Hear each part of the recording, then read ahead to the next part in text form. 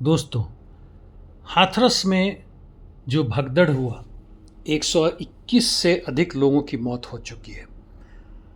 घायलों की संख्या उससे भी ज़्यादा है। कहते हैं कि ये लोग अपना भविष्य बनाने के लिए, आप यदि फोटो देखिए तो लगता है ऐसा कि इनको ज़रूरत है। भविष्य क्या, वर्तमान भी इनके हालात कतई अच्छे नहीं हैं।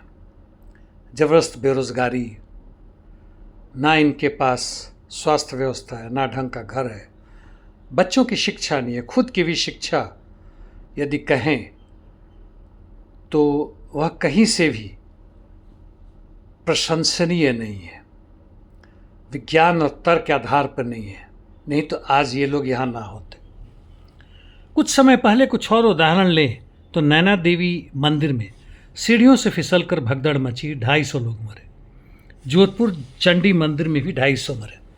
ये घटनाएं हमारे देश में घटती रहती हैं। ऐसा नहीं है कि विदेशों में, दूसरे देशों में नहीं होता है। अभी सऊदी अरेबिया में जो मक्का मदीना के दर्शन करने जा रहे हैं, कोई भगदड़ नहीं है, लेकिन 550 लोग मर गए, चूंकि वहाँ पे ऐसे भी लोग गए थे जो गरीब हैं और ऐसे होटलों में ठहरे थे जहाँ कोई एसी क्या कूलर की भी व्यवस्था नहीं थी और तापमान 40-45 डिग्री सेंटीग्रेड था। उस गर्मी में लोग मर गए।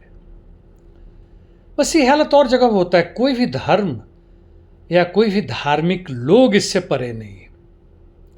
और जहाँ तक धर्म के ठेकेदार हैं जो आपका वर्तमान और भविष्य बनाने की बात करते हैं, वह तो एक व्यवसाय कर रहे हैं।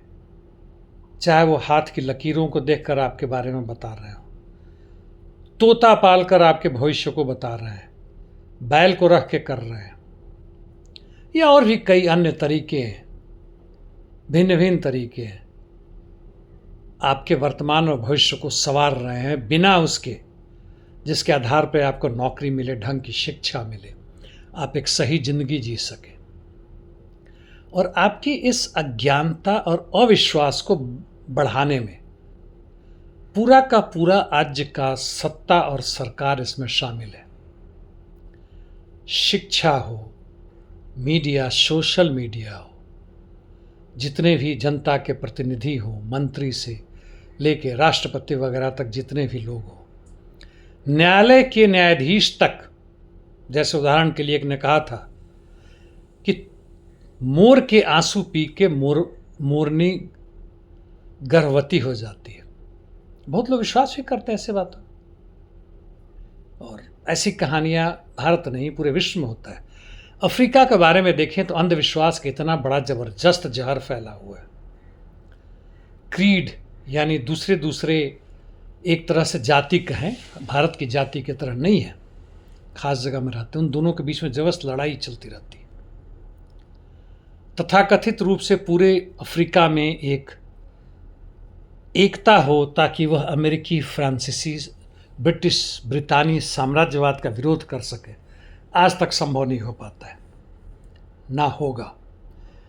क्योंकि जो भौतिक परिस्थितियां हैं, आर्थिक, सामाजिक, राजनीतिक, कल्चर, जो भी है वह उसी के अनुकूल है जो हमारा या हमारे ऊपर बैठा हुआ शासक वर्ग बैठा हुआ है, जो हमें हमारा शोषण कर रहा है और हमारी स्थिति को दयनीय से भयावह स्थिति तक बना रहा है। हम जीने लायक नहीं रहे, कीड़े मकोड़े की तरह हो गए। ना मौका मिलता है, ऐसे ना मरे, जिसकी उदाहरण 2-3 मैंने दिए अभी, तो फिर हम गरीबी, बीमारी से मरते हैं। जिंदा रह के भी एक जीवित इंसान की तरह नहीं रहते। कुछ सोचो, व्हाट्सएप मीडिया से बाहर निकलो, उसके द्वारा जो शिक्षाएं दी जा रही हैं उससे बाहर निकलो।